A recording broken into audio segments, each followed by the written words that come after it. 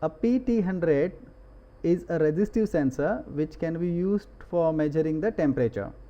Such sensors are also called as resistance temperature detectors or simply RTDs.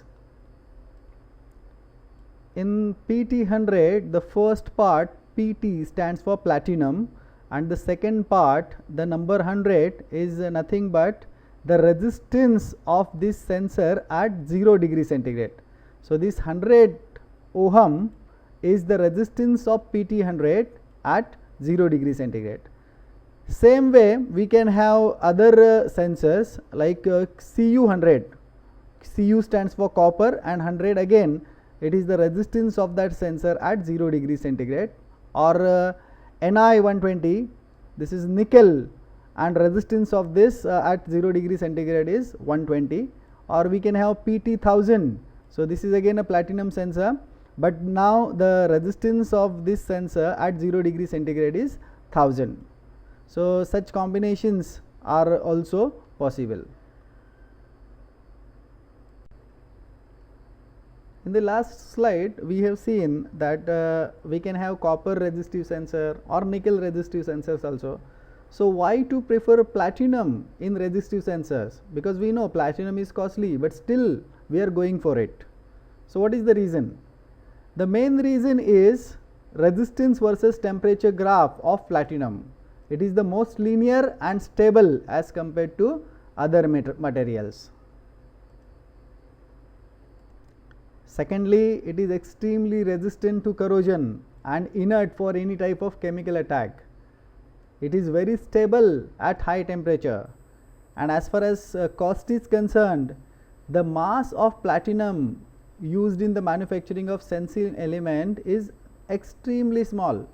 So, even though it is costly, the cost of the device will not be much high. So, that is these are the reasons why do we prefer platinum in the resistive sensors.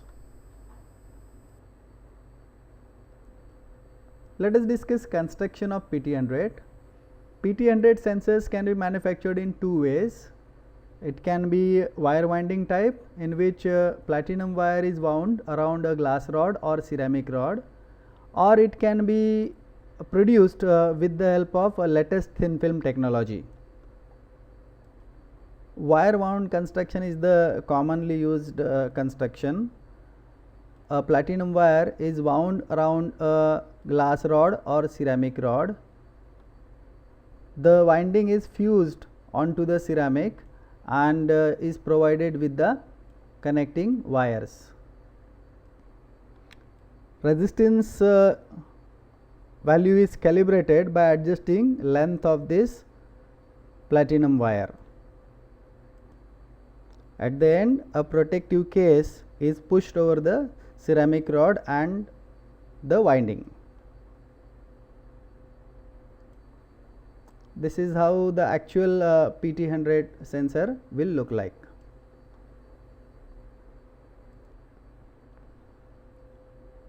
Whenever temperature of the conductor changes, its resistance also changes. This property can be utilized for measuring the temperature.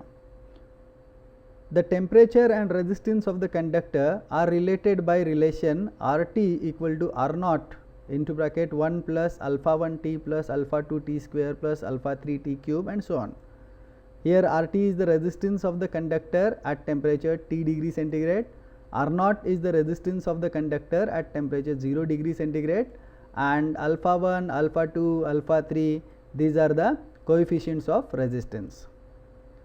For platinum sensors in the range 0 degree centigrade to 100 degree centigrade, this relationship is almost linear, and therefore we can write RT to be equal to R naught into bracket 1 plus alpha T. So, this linear relationship of platinum sensor can be used for measurement of temperature.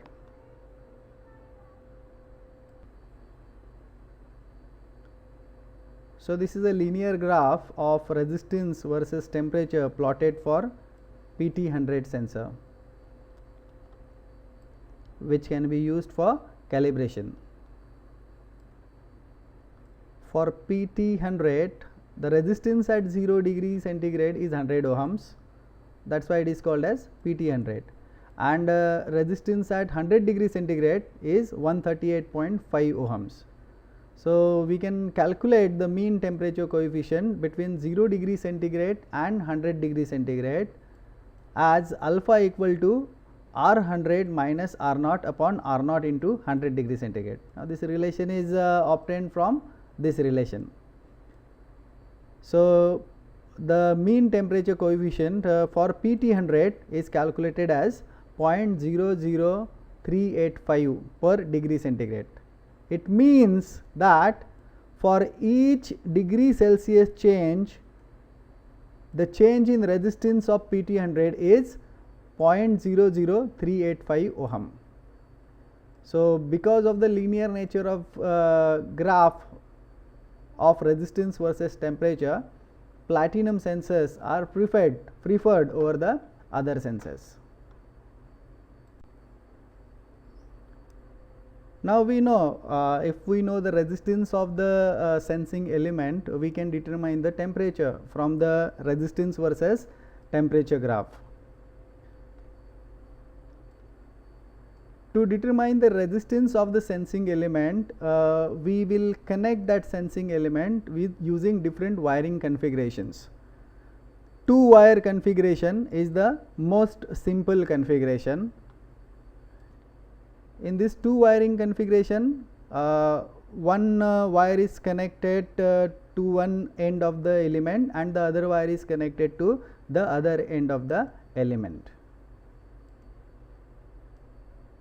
Now this sensing element we have seen in the construction, it is inside the protective case and we do not have access to it.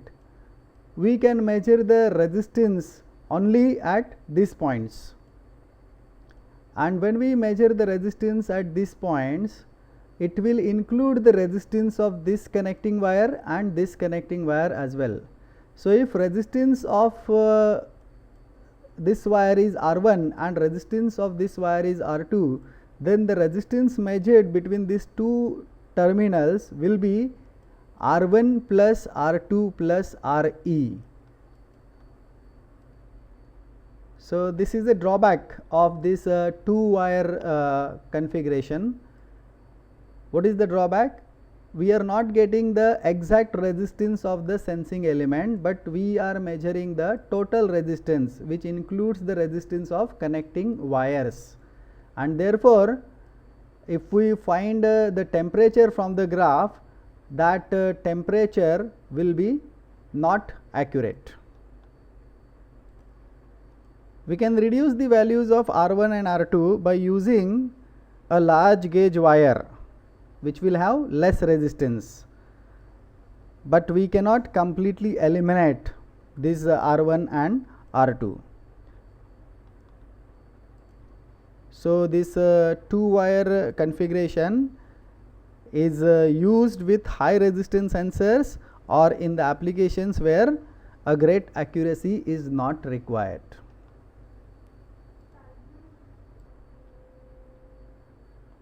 In the last slide, we have seen that in 2-wire RTD configuration, the resistance of connecting wires R1 and R2 also come into picture, and that lead to the error in the measurement of temperature. So how to overcome this problem? This problem can be overcome by introducing one more wire, a third wire. So now this becomes a 3-wire configuration, 3-wire connection. So in 3-wire configuration, 2 wires link the sensing element to the monitoring device on one side, and 1 wire links it on the other side. So on this end we have 2 wires connected to the sensing element, and on this end we have only 1 wire connected to the sensing element. Now what is the use of these 2 wires? We will intentionally select all these 3 wires having the same resistance. So R1 is equal to R2 and which is equal to R3. Now for measuring the resistance of this sensing element, we will measure the resistance between this point and this point. So that resistance will be R1 plus Re plus R2. So resistance measured through lead 1 and 2, lead 1 and lead 2 will be RT, that is R1 plus R2 plus Re. And then again we will measure the resistance between this lead 2 and 3. So that will be R2 plus R3. And because R2, R3 and R1 all are same, we can write R2 plus R3 to be equal to R1 plus R2, that is equal to RL. So resistance between lead 1 and lead 2 is R1 plus Re plus R2, and resistance between lead 2 and lead 3 is R2 plus R3, that is equal to R1 plus R2 we can write. And by measuring these two values of the resistances RT and RL, we can find out the resistance of this sensing element, that is Re, which is equal to RT minus RL. RT minus RL, that is nothing but RT minus R1 plus R2. So this R1 plus R2 will get cancelled with R1 plus R2, and what will be left with Re. So this is how the resistance of the sensing element only can be obtained. So with a 3-wire RTD configuration, we can find resistance of the sensing element accurately, and therefore temperature can also be obtained accurately from the graph.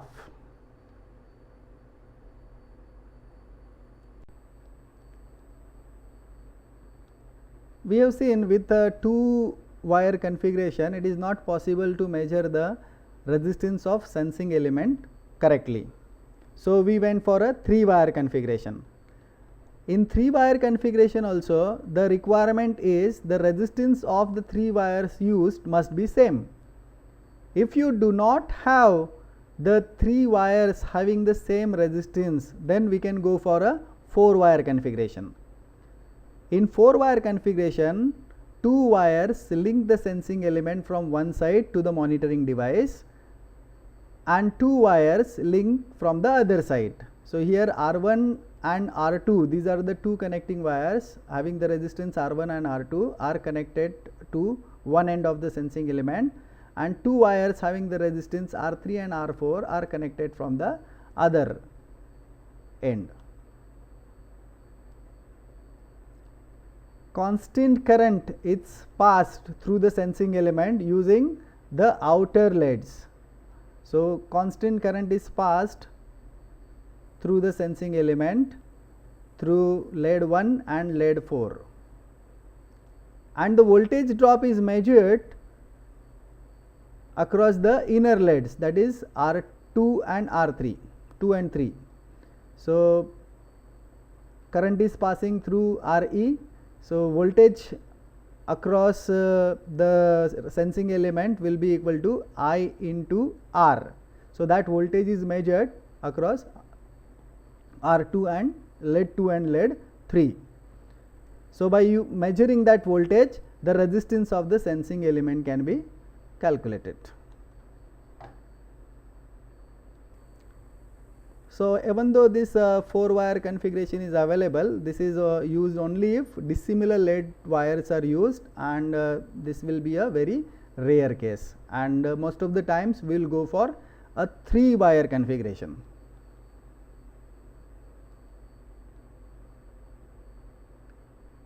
For calibrating PT100 for measurement of temperature, we can use a Wheatstone bridge. The sensing element, that is PT100, is placed in one of the arm of the bridge. Initially the bridge is balanced, so the galvanometer will show 0 reading. When the temperature changes, RS will change, resistance of PT100 will change, and accordingly the galvanometer will show the deflection. This deflection can be calibrated to give the suitable temperature scale. So, this is how the calibration can be done.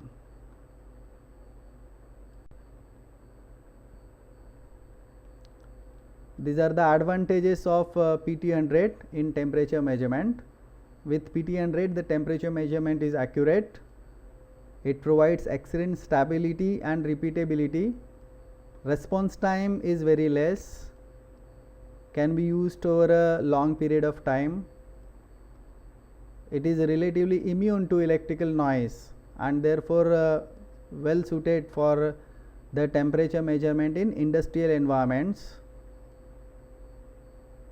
Size of the sensing element is very small, around 6 to 12 millimeter in diameter and 12 to 75 millimeter in length. So, these are the advantages of PT100 in temperature measurement. Disadvantages, cost may be comparatively high because platinum is costly. So, even though very little amount of platinum is required, but still platinum is very costly.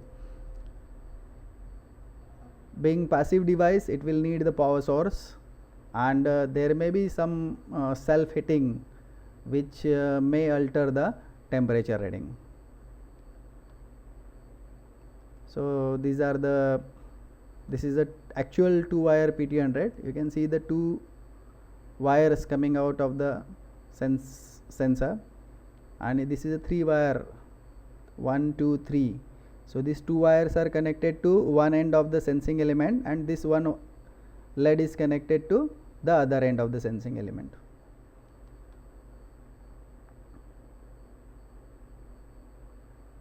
So, this is about PT100. We are almost at the end of the session now. Let us solve 1 or 2 problems based on platinum RTD, that is PT100. This is the first one. A platinum RTD PT100 measures 100 ohms at 0 degree Celsius and 138.5 ohms at 100 degree Celsius. Calculate resistance of RTD at 50 degree Celsius.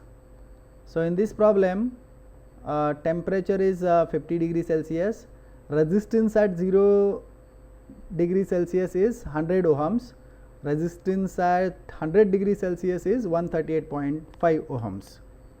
So, let us first calculate the temperature coefficient of resistance for this RTD between 0 degree Celsius and 100 degree Celsius. So, it is given by R100 minus R0 upon R0 into 100 degree Celsius.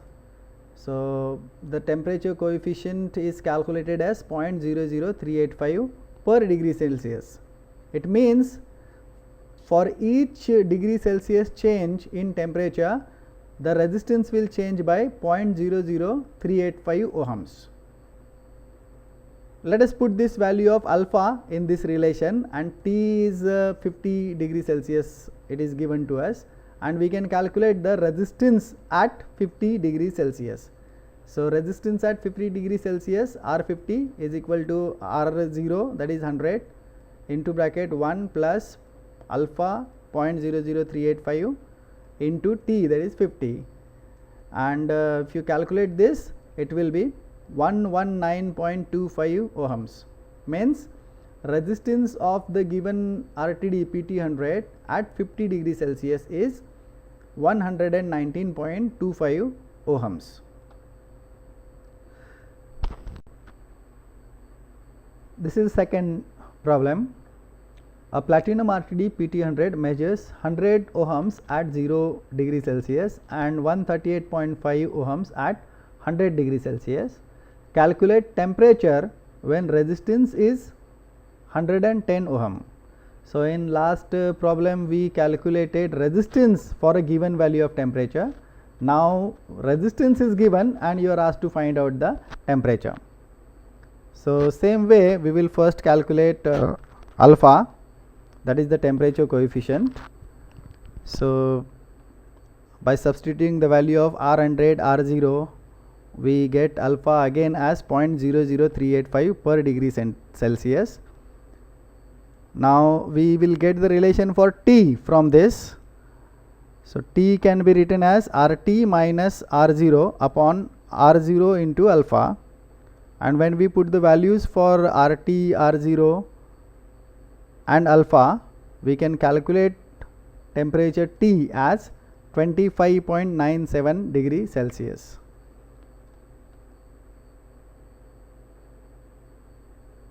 So this is how we can find out the temperature for a given value of resistance, or if the temperature is given, we can find out the resistance as well.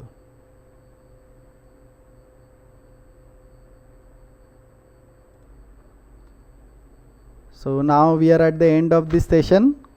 In this session we discussed resistive sensors and how the resistive sensors can be used for the measurement of temperature and humidity. In the next sessions we will be discussing pressure sensors, piezoelectric transducer, optical sensor and pyroelectric sensor. So thank you for watching this session. See you very soon with the next session. Thank you for watching this video. If you like this video, then please subscribe to the channel so that you will get timely intimation of new videos uploaded to the channel. Thank you very much.